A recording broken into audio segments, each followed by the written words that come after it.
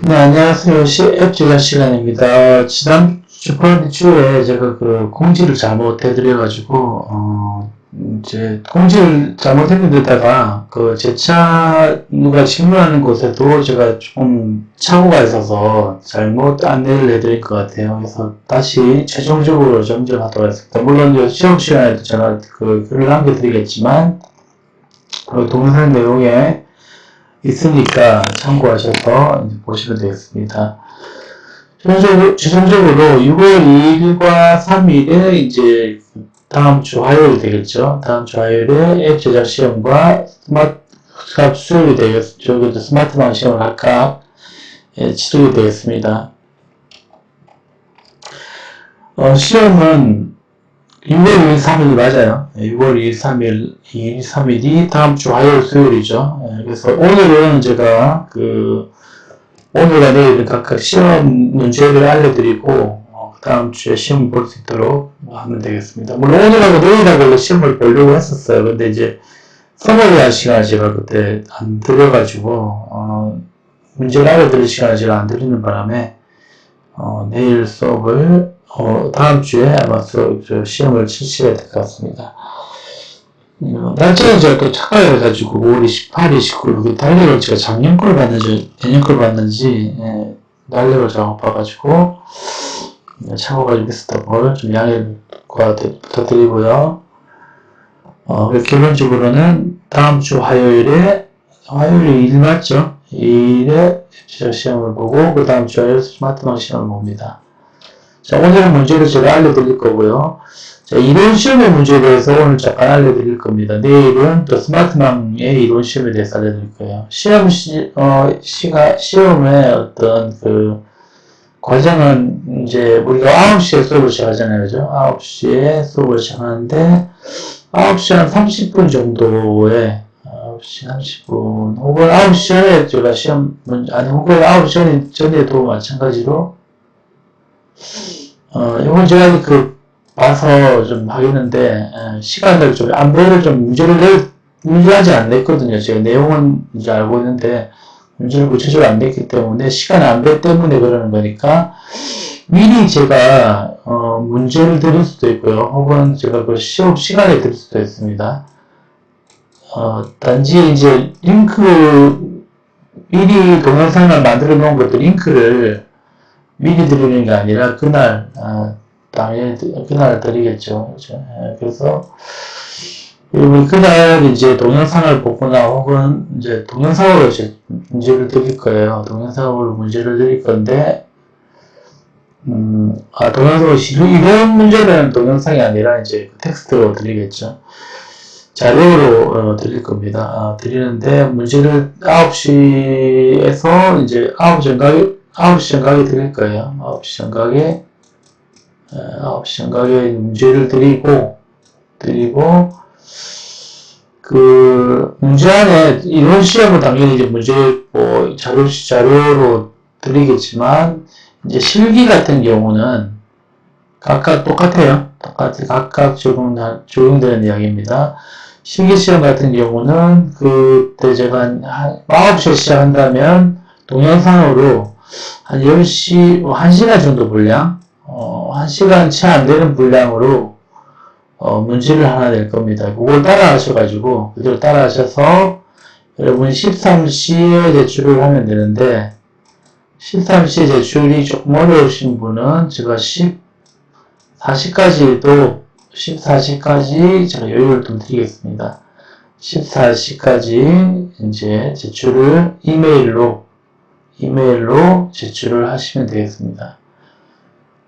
그렇게 이제 시험이 진행되고요. 그리고 이론 시험 문제는 미리 제가 드리고요. 9시 시작하면 드리는데, 9시부터 여러분이 10시까지 동영상으로, 이론 시험 말고 실기 시험 같은 경우는 그때 똑같이 따라 하시면 됩니다. 똑같이 따라 하셔가지고, 따라한 내용을, 13시, 따라하면서 조금 바꾸는 게 있을 거예요. 조금 바꿔가지고, 시간을 드리면, 13시에서 14시까지 이메일을 제출하시면 되고, 그 이후에 제출하시는 분은 이제 대출을 받아는 드립니다. 받아드리고, 뭐, 다음날도 받아드릴 거예요. 하지만, 요 시간 이전에 제출하신 분과는 좀 차등이 있겠죠, 당연히. 그죠? 점수나 이런 부분에서는 차등이 있을 수 있으니까, 그 부분에 여러분이 좀 양해를 해주시면 인지를 좀 해주시면 되겠습니다. 시험은 이렇게 이제 진행이 될 거고요. 오늘 이제 이번 시험에 대해서 서머리를 할 겁니다. 이렇게 하고, 그때 제가 설명드렸듯이, 이제 실기시험 같은 경우는 또 마찬가지고, 이번 시험도 마찬가지인데, 기본으로는 그냥 그대로 따라 하셔가지고, 그대로 이제 수업 시간 내용, 그 다음에 다음 주단도 그냥 문제를 보고 앞에 내용을 보면 그대로 풀 수 있는 문제들이 다 대부분 그렇게 이제 진행될 예정인데 쉽게는 나와서 다 모두가 풀 수 있는 문제로 이제 만들어 줄 건데 차등을 둬야 되기 때문에 한두 문제 혹은 그 실기 시간에 약간 한 가지 미션 정도는 좀 어려운 걸로 해서 여러분들이 좀 실력을 발휘할 수 있도록 좀 그렇게 하도록 하겠습니다. 그렇게 이제 진행을 할 예정이고요. 그래서 여러분 오늘 저 서머리 하는 거 외에 조금 더 여러분이 점수를 잘 받고 싶거나 아니면 조금 더 공부를 해야 되겠다 싶으신 분은 그 전에 동영상 자료들을 좀 참고하셔가지고, 제가 자료실에 다 올려놨으니까, 그죠? 올려놓은 내용들을 이렇게 좀 보고, URL하고 링크 걸어가지고, 좀 보고, 이렇게, 동영상을 이렇게 좀 봐서, 이제, 저 시험에 대비할 수 있도록 하시면 되겠습니다. 특별히 다른 과목도 좀 시험을 준비해야 되고, 여러 가지 또 어려운 부분도 있기 때문에, 여건이 좀 힘드신 분들은 그냥 수업 시간에 내용들을 잘 따라하시고 기본적인 것들만 잘 해주셔도 되겠습니다. 자, 그러면 문제를 좀 알려드릴게요. 자, 문제는 첫 번째 문제인데, 이게 문제라고 하기보다는 이제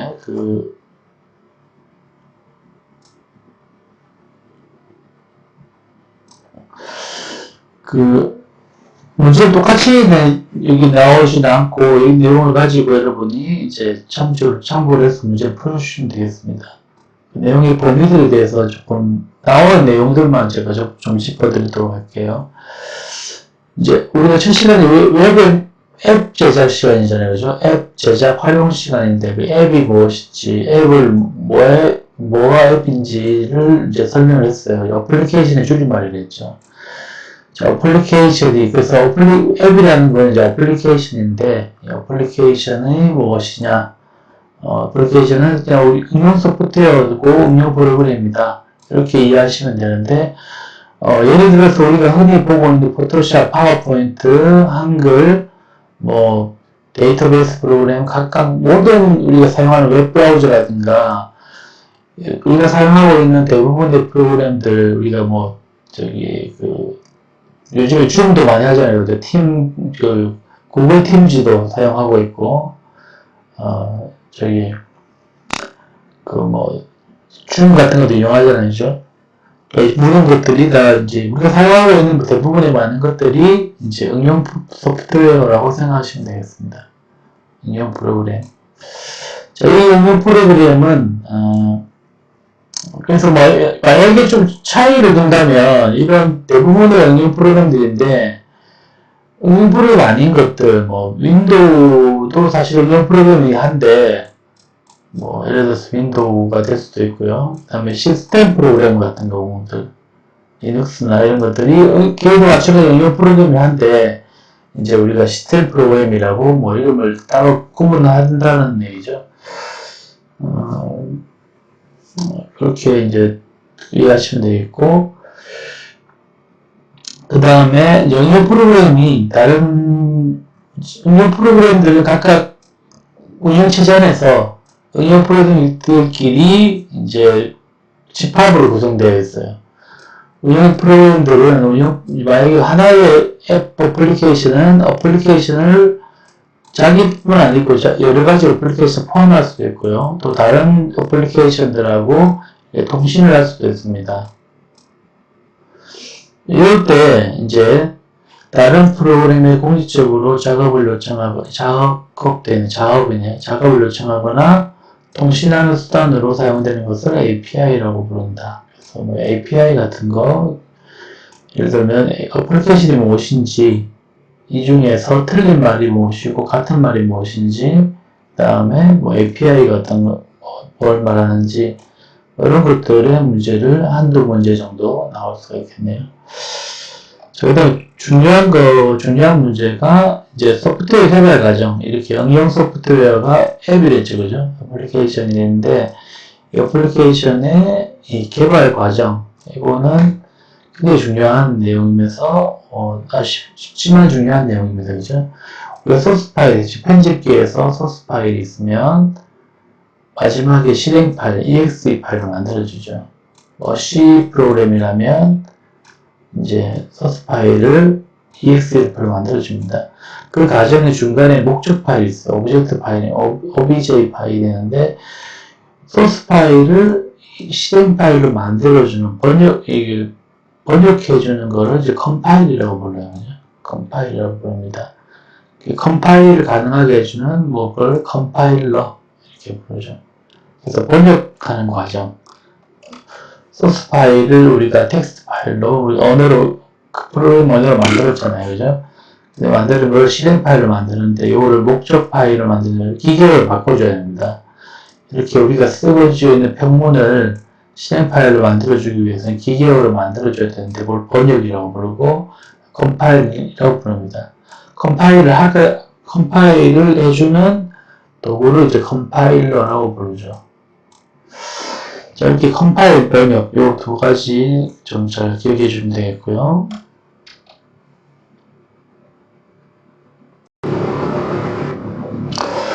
다음으로는 우리가 요번에 통합환경 툴, 개발환경 툴이었는데, 우리가 아까 말씀드린 대로 어떤 텍스트 창에서, 텍스트 프로그램에서 응용 프로그램을 만들었잖아요. 여기 보면은, 이제, 앞에 설명드리면, 이제, 소스 파일을 편집하기 위해서, 우리가 메모장에다 할 수도 있고요. 그 다음에, 에디트 프레스에도 할 수도 있고, 옛날에는 에딕스라는 것도 있었습니다. 편집을 해가지고, 실행 파일을 만들어내는데, 이 편집하고, 이 컴파일을 하는데 컴파일 프로그램 따로 소스를 편집하는 프로그램 따로 이렇게 분리가 되어 있었어요. 그리고 각종 여러 가지 자원들을 링크하는 또 파일들 따로 이런 식으로 되어 있었는데 이거를 좀 편리하게 해주기 위해서 통합 개별 환경 툴이 나왔습니다. 대부분 우리가 비주얼 스튜디오라든가 그 다음에 비주얼 C++, 같은 것들 있죠. 비주얼 스튜디오, 이렇게, 이거 되게 만들기 전에 만들어졌던 것. 그리고 안드로이드 스튜디오, 이클립스, 엑스코드. 이거는 이제, 맥 같은 데서, 그죠? 맥에서 이제, 사용되는 엑스코드 같은 거. 이런 것들이 이제 통합 개발 환경 툴입니다. 얘는 이제 컴파일러를 포함하고 있고요. 컴파일러를 포함하고 있고, 그 다음에 편집기를 포함하고 있습니다. 이 편집기가 그냥 편집만 할 수 있는 게 아니라, 힌트도 제공하고, 그리고 각종 자원들을 링크할 수 있는, 그런 라이브러리도 구성하고 있습니다. 그래서 이런 것들이 이제 개발 환경 툴이니까, 여기서 이제 문제 나온다 그러면, 이 중에서 이제, 통합 개발 환경 툴이 아닌 것은 이렇게 나올 수도 있겠죠. 그럴 경우에는 메모장 이런 거 메모장에도 우리가 편집할 수 있잖아요, 그죠? 그렇지만 얘는 개발 환경 툴이 통합 개발 환경 툴이 아닙니다, 그죠? 그런 것들 차이가 있을 수 있겠네요. 자, 그 다음에 이제 모바일 앱이라고 하는 거를 우리가 이제 특히 이제 앱이라고 하게 되면 어플리케이션이라고 하는데 주로 이제 앱이라는 단어가 생겨난 지가 이제 모바일이 활성화되면서 이런 단어가 생겨났습니다. 그래서 주로 이제 앱을 말하면 모바일 앱을 이야기를 하는데 모바일 환경을 이야기하게 되죠. 그래서 이제 모바일에 돌아가는 어플리케이션을 우리가 만들 때 이제 그 구분하는 것들이 있는데 구분하는 요령들에 대해서 시험에 잠깐 내도록 하겠습니다. 기억하기 위해 기억을 하라는 뜻으로요. 네이티브 앱이라고 하는 거는 모바일 기기에 최적화된 언어로 개발된 앱. 그러니까 보통 우리가 모바일 앱을 만들면 모바일 기기니까 뭐 삼성 스마트폰이나 뭐 안드로이드 그리고 뭐 아이폰, iOS로 만든 것, 그다음 아이폰으로 만든 것, iOS로 만든 것, 안드로이드로 만든 것 이렇게 각각 그 개발된 모바일 기기에 운영체제들이죠. 이 운영체제에 최적화된 언어로 만들어주는 게 따로따로 만들어줘야 되지만 이런 것들이 효율이 나오지 않기 때문에 효율적이지 않기 때문에 모바일 먼저 이제 시작한 것이 이제 모바일 웹입니다. 그죠? 웹 프로그램을 웹페이지를 하죠. 웹페이지를 모바일 크기로 단순히 줄여놓은 거를 이제 모바일 웹이라고 부르고요. 그 다음에 웹앱하고 제가 그 시간에 저번 이제 첫 시간에도 말씀드렸는데 웹앱하고 하이브리드 앱을 구분을 하는데 각각 그렇게 구분을 안 해도 상관없다고 그랬죠. 요즘에는 그죠? 근데 이제 개념적으로 보신다 그러면 모바일 웹하고 네이티브 웹을 좀 장점을 사용한 것들, 그러니까 기계를 장치의 자원들을 사용한다거나 이런 것들을 이제 모바일 웹에서 네이티브의 그 기능들을 사용하는 뭐 이런 개념들을 이제 웹앱이라고 부르는데 그 하이브리드 앱 같은 경우는 배포할 때 그러니까 안에 내용물은 제 웹페이지로 만들어졌는데 모바일 웹과 똑같아요. 모바일 웹인데 이 웹을 이제 그 네이티브 환경에 맞게끔 패키징을 했습니다. 뭐 안드로이드의 APK라든가 예를 들어 안드로이드 APK 파일로 이렇게 패키징을 한다는 거죠. 그죠? 이럴 경우에 이제 그 최종 배포해서 필요한 패키징을 처리하는 것들을 이제 하이브리드 앱이라고 부릅니다. 그래서 각각 구분해서만 기억해 주시면 되겠어요. 요 내용이 좀 짧다고 생각하시는 분은 첫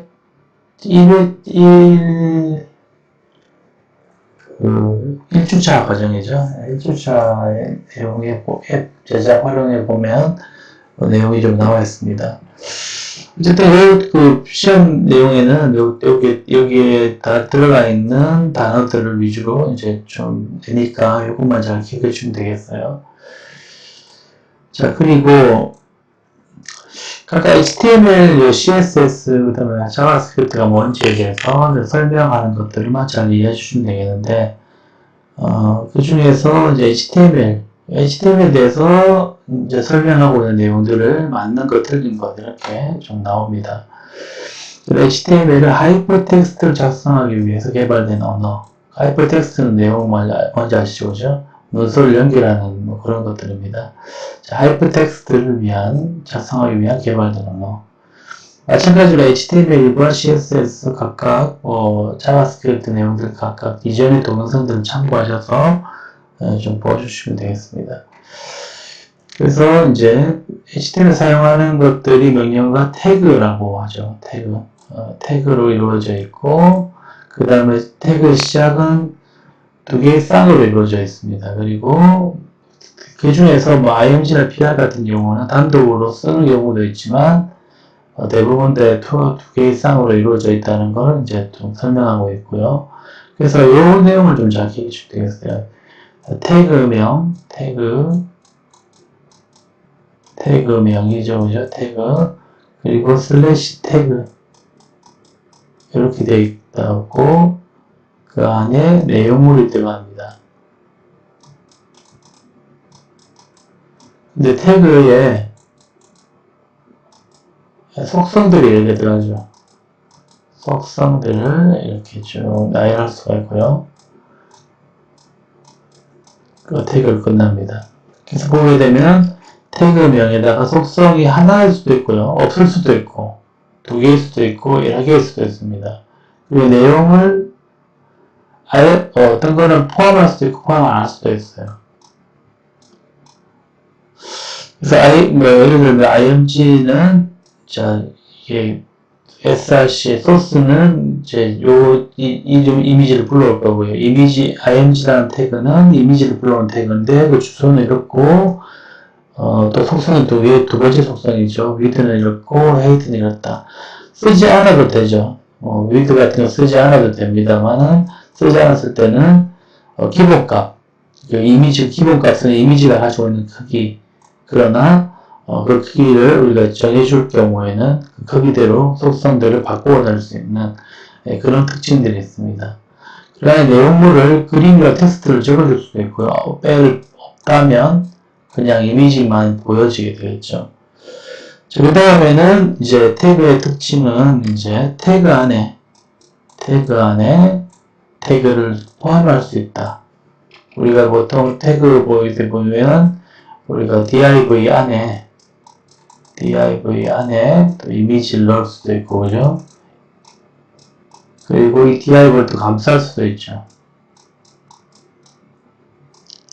또 이 div는 또 body라는 걸 원래 감싸져 있잖아요, 그죠? 이런 식으로 부모와 자식 간에, 그리고 같은 레벨에 있다면 형제들이 되겠고, 이렇게 문서 구조로 태그 안에 태그를 포함할 수 있다. 이런 특징들이 가지고 있습니다.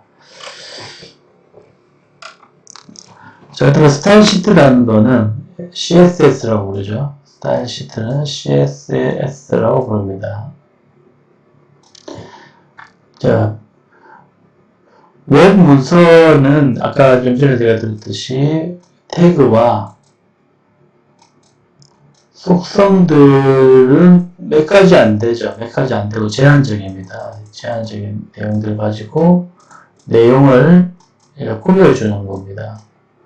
태그를 가지고. 근데 이걸 가지고는 디자인하는데 제한이 많아요. 표현할 수 있는 제한도 있고요. 수시로 변경하는 데 많은 제한들이 있습니다. 그리고 가장 큰 특징으로는 이 문서에다 구조에다가 이렇게 디자인을 많이 입히게 되면, 태그에다가 디자인을 입히게 되면 가독성이 떨어져서 유지하기가 힘들어요. 네, 그런 것들을 보완하기 위해서 만들어진 게 스타일 시트 CSS라는 겁니다. 뭐 그런 건데, 이제 여기 내용들을 한번 잘 읽어보셔가지고, 여기 내용들에 틀린 내용, 맞는 내용, 뭐 이런 식으로 한두 문제 나올 수 있으니까, 스타일 시트에 대한 개념들을 좀 이해해 주시면 되겠고요. 그래서 스타일 시트는, 요걸 잘 기억하면 됩니다. 예, 선언 블록이다. 이렇게 선언 블록입니다. 이 그림에 대해서 좀 자세하게 문제를 출제할 예정입니다. 여기는 이제 셀렉터, 어떤 대상에 대해서 어떻게 꾸며줘라, 이 내용이겠죠. 어떤 대상을 어떻게 스타일 시트는 이제 그 내용입니다. 잠깐만요. 끊어질 것 같아서 다시 끊고 다시 하겠습니다. 그래서 스타일 시트는 그 내용이에요. 어떤 태그에 어떤 개를 지정한 다음에, 태그들이 여러 가지가 있잖아요, 그죠? 문서에 태그들이 여러 가지가 있으면, 이 중에서 어떤 놈을 지정해서 얘를 어떻게 꾸며주겠다, 요거를 하는 게 스타일 시트예요. 그래서 선언을 한다고 하죠. 선언을 해놓으면 그 선언대로 웹브라우저가 보고 실행을 해줍니다. 그러면 앞에 여기 이름들 있죠. 이거는 셀렉터라고 불러요. 셀렉터라고 뭐냐면 이거 누군지 알아야 될 거냐, 그죠? 어떤 애를, 어떤 대상을 어떻게 꾸며주겠다 할 때 어떤 대상, 그 대상을 셀렉터라고 부릅니다. 그리고 그 안에 어떤 속성들을 변화를 시켜줘야 되겠죠. 컬러라는 속성, 폰트 사이즈라는 속성, 이 속성들이라고, 이런 것들 속성들입니다. 이 태그가 가지고 있는 속성들을 땡 클론 어떤 값으로 바꾸어 주겠다. 속성과 어떤 값을 바꾸어 주겠다. 이 대상, 이 태그가 가지고 있는, 이 요소가 가지고 있는 속성들을 어떤 값으로 바꾸어 주겠다. 원래 이런 걸 지정하지 않으면 그냥 기본 속성들이 들어가겠죠. 하지만 이 속성들의 값들을 어떻게 바꾸어 주겠다고 선언하는 것이 바로 스타일 시트입니다. 한 문장 한 문장을 이렇게 속성, 값, 한 문장이 끝났잖아요. 그죠? 한 문장이 끝났는데 그 문장이 끝났는지 안 끝났는지 구분해 주기 위해서는 세미콜론을 구분하게 됩니다. 이 세미콜론을 구분하게 되면 또 밑에 다른 속성들을 정의할 수가 있죠. 이렇게 속성들을 이렇게 구분할 때 세미콜론을 구분합니다. 그래서 이 내용들을 잘 기억하시면 되겠고, 이제 이렇게 스타일 시트는 태그 내에도 작성할 수 있죠. 태그에 이제 내용의 엘리멘트를 보면 있습니다. 스타일이라고 지정한 다음에 값들을 주면 태그 내에도 지정할 수가 있어요. 근데 이렇게 되는 거는 사실 태그에 속성 주는 거랑 큰 차이가 없잖아요. 그죠? 물론 이제 표현할 수 있는 것이 좀 더 많지만, 근데 이제 헤더 부분에다가 이 스타일이라는 태그를 만들어가지고, 헤더라는 태그, 문서 헤더 부분에 스타일 태그를 이용해서 이제 값을 정해주면 되는 경우가 있고요. 그 다음에 또 외부 문서를 외부에 CSS라는 파일을 만들어 놓고 얘를 로딩해 와서 그 값을 이제 로딩해 오는 그런 이제 방법들이 있습니다. 그래서 스타일 시트를 기술하는 방법은 태그 내 스타일 속성을 이용할 수가 있고요.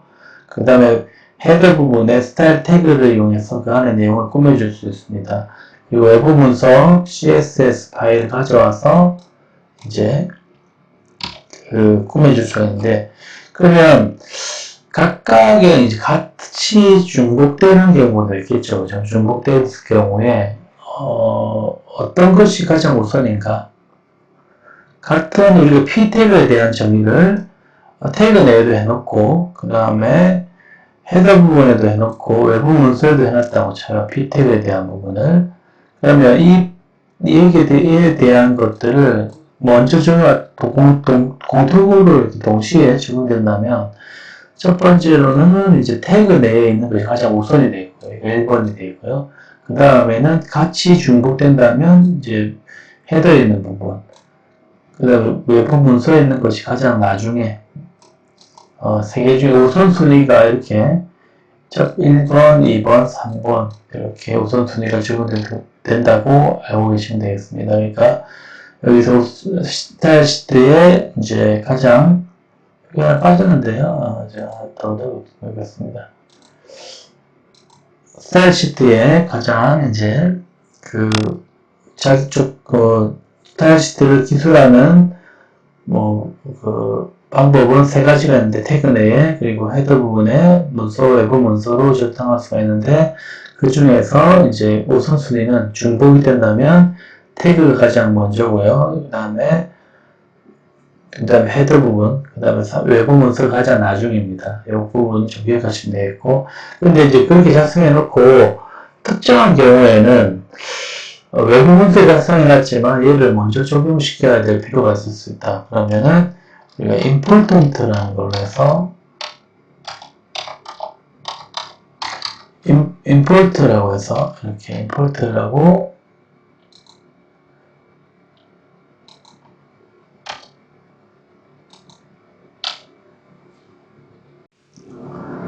그래서 이게 다시 한번 내가 F12 누르니까 끊어지네. 자, import 이게 important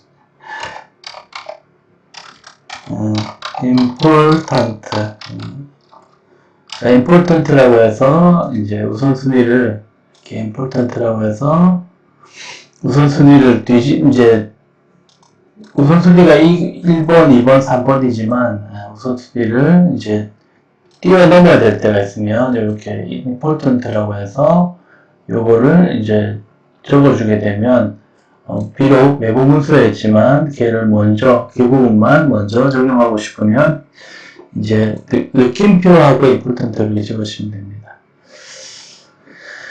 자, 그리고 이제 여기 셀렉터 부분에 이제 보통 앞에 아무것도 안 붙으면 그냥 그 요소를 의미합니다. 태그 이름을 얘기하는 거고요. 근데 같은 태그인데 그 안에 같은 P 태그라도 각각 다르게 적용해야 될 필요가 있잖아요. 그죠? 근데 이제 문서 내에서 유일하게 적용되고 되려고 만드는 경우가 있고요. 그 다음에 얘를 가지고 공통적으로 적용할 복수의 요소에 적용하는 경우가 있습니다. 그럴 때는 이제 클래스라고 적용하고요. 그 다음 유일하게 문서 내에서 유일하게 얘만 지정하고 싶다고 하게 되면 id를 적용하게 됩니다. 앞에는 이제 셀렉터 앞에 요소 앞에 샵이 붙으면 이제 id가 되어 있고요. id를 지정할 때는 태그에다가 이제 div가 있으면 그때 id 이름을 자기가 변수 이름 짓듯이 지으면 되겠죠. 이렇게 샵이 id를 붙게 되고 샵을 붙이게 되고요. 얘는 아까 말씀드린 유일 요소, 문서 내에 있는 유일 요소. 그리고 점을 찍으면 클래스입니다. 클래스는 이제 div가 있다면 이제 클래스로 이름을 ljar이라고 붙이면 여기에 .ljar이 되겠죠. 점으로 붙어요. 그죠? 점하고 ljar입니다. ljar이라고 다 이제 보면 복수의 요소에 적용해서 쓰는 거예요. ljar이라고 이제 우리가 예를 들어 p 태그 중에서 ljar이라고 지정한 곳은 공통으로 이렇게 적용하고 싶다. 이럴 때는 이제 클래스를 적용하면 그런 식으로 이제 그냥 하게 됩니다. 그래서 이렇게 클래스와 id가 있다는 것만 여기 이해해 주시면 되겠고요. 그 다음에 이제 마지막으로 자바스크립트를 나오는 내용인데 이제 이론은 이제 이렇게 간단하게 몇 가지 안 하는 걸로 이렇게 쭉 하고 실습에 이제 좀 더 내용을 넣도록 하겠습니다. 여기는 이제 구분해 주시면 되겠어요. HTML이라는 것과 CSS라는 것과 자바스크립트를 구분해 주면 되는데, 자바스크립트가 뭐냐? 웹페이지의 동적을 담당하는 거죠. 그리고 웹페이지에서 어떤 동적인 처리, 그리고 이렇게 내용들이 나왔는데 구분을 잘 해주시면 되겠어요. 여러분이 뭐냐? 어떤 문서가 있으면 이제 설명하는 것 중에서 웹페이지에 뼈대를 잡는 것들, 태그, 구성을 하는 거는 이제 HTML 되고, 웹페이지의 큰 뼈대 구성을 나타내는 거는 HTML로 작성한다고 보시면 되고요. 그 다음에 이런 것들 좀 구성되어 있는 요소들을, 각각의 요소들을 꾸며주는 거를 이제 CSS, 색깔이나 글씨와 같은 디자인 요소를 관리하는 것이 CSS고요. 자바스크립트는 이렇게 보여지는 걸 딱 보여지는 거 말고 눌렀을 때 이동하거나 아니면은 여기에 있는 데이터 값을 전달하거나 또 로드하거나 이런 여러 가지 동적인 것을 처리를 해주는 것은 자바스크립트가 해준다는 것입니다. 그래서 이렇게 구분을 여러분이 해주시면 되겠고, 이론 시험은 이렇게 여기까지만 이제 이 범위 내에서만 내도록 하겠습니다. 그래서 이런 시험을 제가 이렇게 했던 내용들 중에서 좀 짧게 몇 가지 이제 이렇게 10문제 정도 이렇게 10문제 정도를 낼 계획인데 10문제에서 15문제 정도 이렇게 보고 좀 내도록 하겠습니다. 내용은 이 범위를 넘어가지 않겠지만 한두 문제 정도는 조금 이제 수업 시간 했던 내용들 중에 좀 응용해서 한 개 정도 낼 거고요. 나머지는 이 내용에서 낼 겁니다. 그러니까 이제 문제는 조금 제가 10문제에서 15문제 혹은 20문제까지도 지금 계산 때문에 이렇게 될 수 있겠지만 이 범위를 넘어가지 않으니까 좀 기억해 주시면 되겠고 내용을 보고 쓸 수 있을 정도가 될 거니까 이제 부담 없이 하시면 되겠습니다. 일단 이렇게 하고 이제 내일은 스마트방 이제 수업 이제 시험에 대해서 이런 식으로 서머리 해드리고요.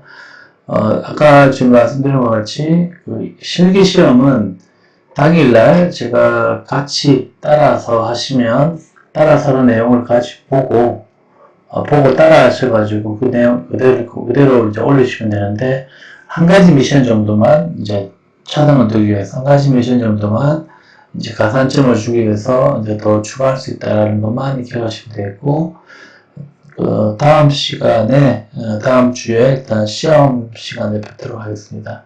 예, 수고하셨습니다.